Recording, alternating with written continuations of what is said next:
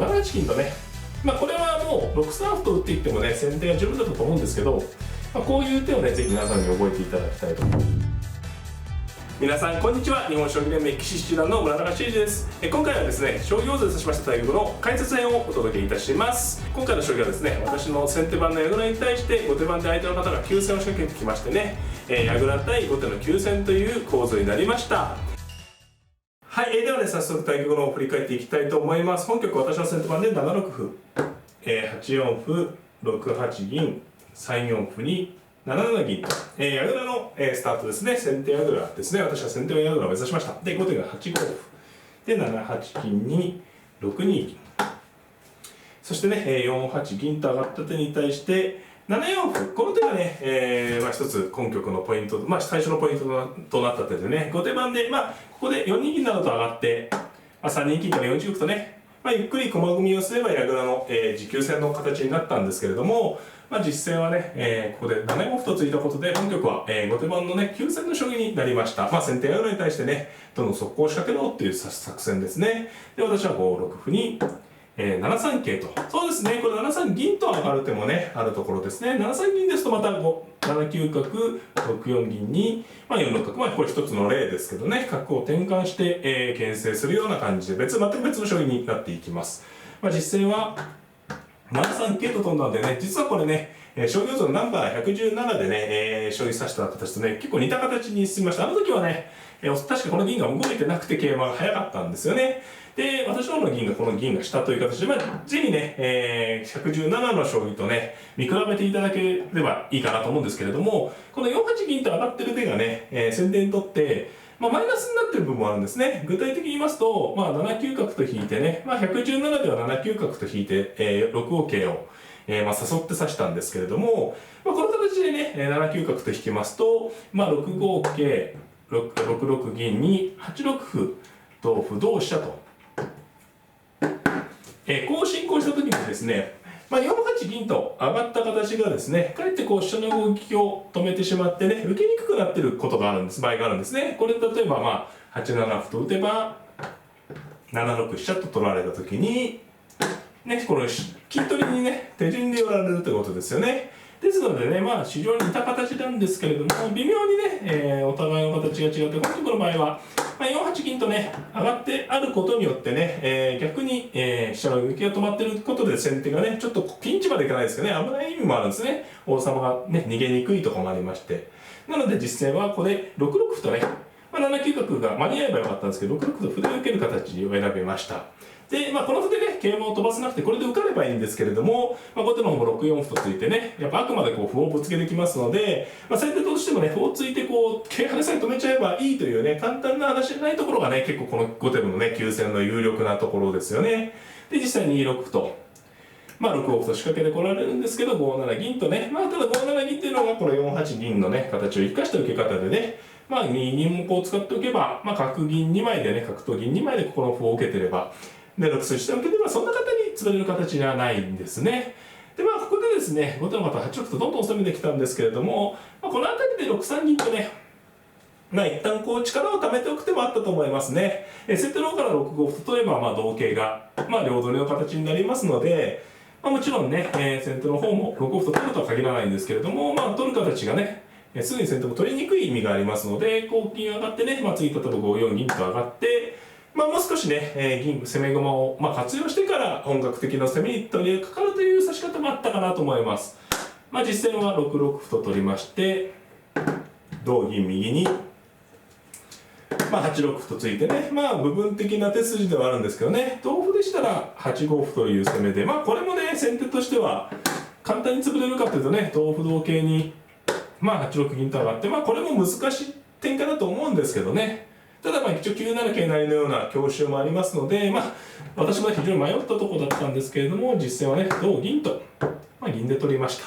で、銀が1枚こっち行ってしまいますけどね、右の銀が6筋を補佐してますから、結構先手陣しっかりしているんですね。で、ここでね、7五歩と、どんどん攻めかかってきたんですけれども、同銀左と対応して、どうですかね、ここまで銀が来てしまいますとね、後手の方も今更6三銀という手は6四歩と打たれてしまうのでね、もうしょうがないですね、乗りかかった船という感じで6五歩と、攻めたんですが、銀をね、下がる手もあるんですけどね、強くニョキとね、5五銀と出て、結構これ、後手もね、気持ちがいいように見えて、王様居玉ですしね、先手の駒がこう、後手の攻めに乗りながらこう前に出てきてますので、ここはね、ちょっと後手の攻めがね、無理筋気味になってしまったかなと。6三銀と早めに上がっていれば、また別の将棋になっていたような気がします。実際ね、5四歩と、さらに激しくついたんですけど、同銀と対応しまして、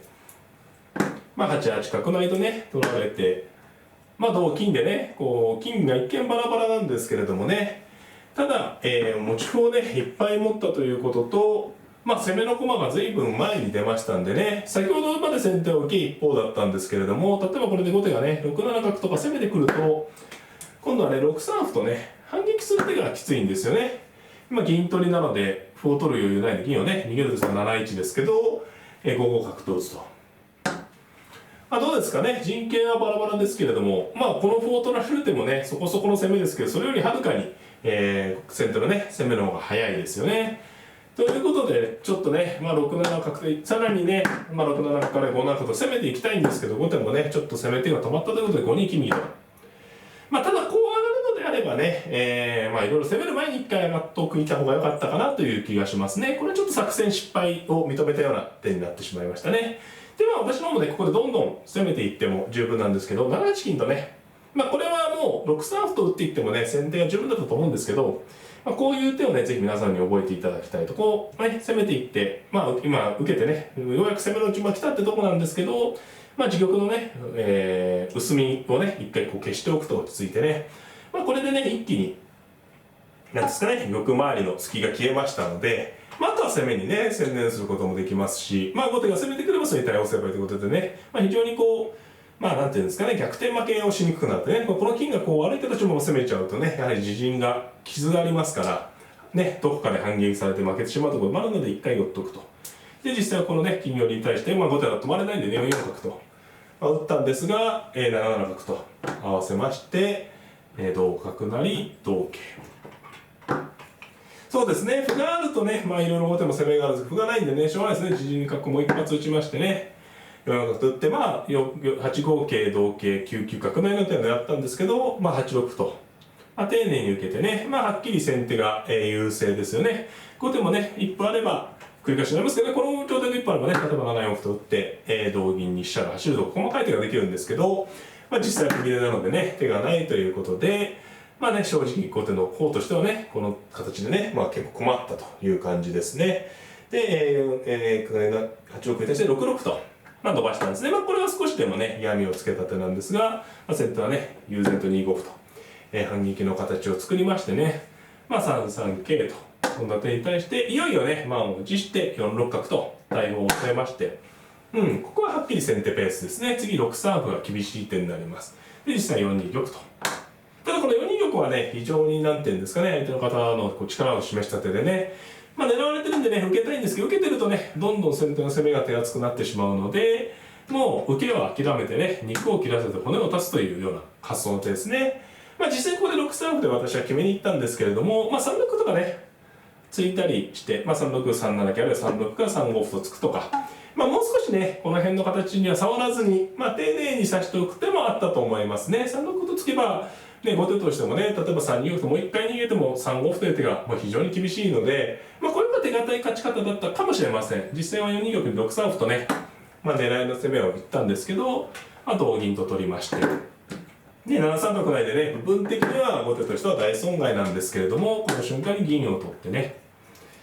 飛車は取られたんですが、6七銀というのがね、相手の方の、捨て身の勝負手ですよね。王様が王手にならないように逃げといたことでね、こういう捨て身の手ができるということで、そういう意味で4二玉というのはね、非常にいい勝負手だったかなと思います。でね、銀打たれて、先手としては気持ち悪いですが、形勢はもちろんね、まだ先手が優勢ですね。ここで一回6四馬と引きまして、後手の対応を見るわけですね。5三金のような手でしたら、4六桂とか、あるいは、7二飛車というような感じでね、もうどんどん攻め合っていこうという発想ですね。この銀を場合によっては取って攻めるとか。これももちろんあったと思うんですけどね、実戦は相手の方が5三歩と受けたのでね、こうやられると後手の形はしっかりしてるんですが、1.6、8七金と受けてね、この5筋に歩が立たなくなったというのが、先手としては受けやすくなったところですね。実際5六銀ならずと。攻めてきたんですけど、6、8歩と受けまして、そうですね、やっぱりこうやって見るとね、飛車桂と銀の交換で少しね、後手の攻めがやはり、切れ模様というかね、ちょっと攻めるのが難しいという感じですね。実際は6七歩成、同歩同銀成とね、攻めてね、次7七成銀を狙ったんですね。で、実際2四歩と一発反撃をして、同歩に、ここもね、難しいんですけどね、3六桂や4六桂で攻めていってもね、先手がやれそうなとこなんですけど、6六歩とちょっと、さらにね、丁寧に受けました。さあ、ここでね、最後の後手のね、チャンスだったかもしれないですね。5五銀と出る手で、攻めてこられるのが実戦的にはね、形勢ともかく嫌でしたね。こう銀出て、取られるの選んで、逃げれば6六銀という感じで。馬が手順にこう急所に効いてきてね、さらに5四の銀がいなくなります。6四桂とかものすごく厳しくなるんですが、その分ね、後手の方も成りにプラスして銀が攻めに加わってきますので、次にね、5七銀成となられるとすごく気持ち悪いですから、実際はね、ここで8玉とか上がっておけば、先手が優勢だとは思うんですけれども、こうやってね、少しでも、駒を使って攻められた方が先手としては気持ちが悪かったかなと思います。実際3五角とね、これも筋のいい活用なんですけれども、4六とつきまして、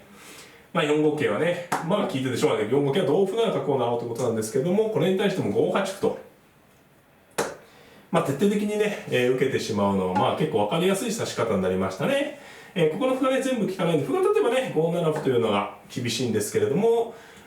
もう歩を打ってしまっているのでね、これではっきり後手としてはね、攻めが切れてしまいましたね。実戦は、6八歩と打ったんですけど、この手自体はね、やはり駒がないのでね、他の手も難しかったですね、もはやね、ここに至っては。私は8一飛車と、悠々と、反撃の形を作りまして、実戦はこれで6九歩成とね、一回になりまして、これもね、逃げてしまう手もあるんですけど、この場合堂々と取って、金物があればね、詰みですけれども、ちょっとね、駒を手に入れる場所が難しいですね。実戦は3二銀と。ここからはね、もう結構ね、3二銀というのはちょっと手がなくてね、しょうがないですね。守りの手ですけど、一回5九玉と逃げまして、6八歩はね、しょうがないですね。他に手がないのでね。で、いよいよ3六から反撃します。ここからははっきり私の、優勢からね、小勢と言っていいでしょうね。駒を手順に取っていってね、同銀に、3七桂とね、駒を使う。ここはもうこうやらないといけないってこともなくて、例えば香車を取ってもいいですし、6五桂飛んでもいいですし、いろいろ手がありますね。3六銀に、4六馬と。何せ先手の王様が安全ですからね、差がちょっとついてしまっています。6九歩成に、同玉もありますけど、この場合はもう王様も逃げてしまって、4八玉と逃げてしまってね。で、3七銀。同玉と。自然な手で先手は大丈夫ですね。怖いように見えますけど、後手の方は桂馬しか持ってないですからね。ということで、2五桂に、4七玉と。で、1七桂成。後手はちょっと手がないということですね。で、2四飛車と。走りまして、2三歩に3四飛車。2三三歩にね、いろいろ手があるところですからね、自然に駒を取って、先手としては指しております。で、2六角に3六飛車と。そうですね、もう角を逃げていてもしょうがないので、4九角成はね、攻めていく人たちですけど、同金、同とでね。金は手に入れられましたけど、馬がね、手厚くて、先手陣の鉄壁と言っていいでしょうね。ここで4五桂と、打ちましてね。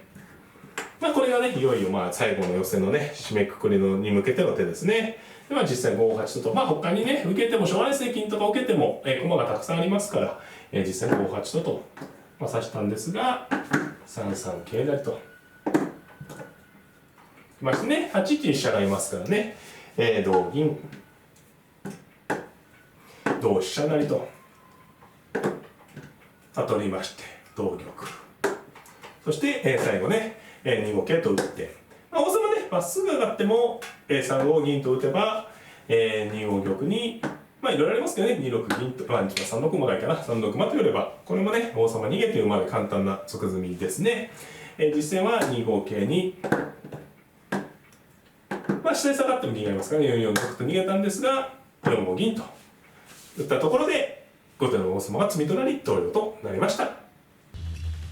はい、いかがだったでしょうか。今回はですね、将棋王座指しました対局の解説編をお届けいたしました。戦型がね、先手占いに対して後手番の急戦策ということで、この構図はですね、将棋王座のナンバー117でもね、同じ戦型に、なっております。そちらの方のね動画ともねぜひ、見比べていただいてね、その形がちょっと違うことで、対応策受け方などがまた変わっていきます。その辺が将棋の面白いところでもあると思うのでね、ぜひぜひそちらの方と合わせてご覧いただければなと思っております。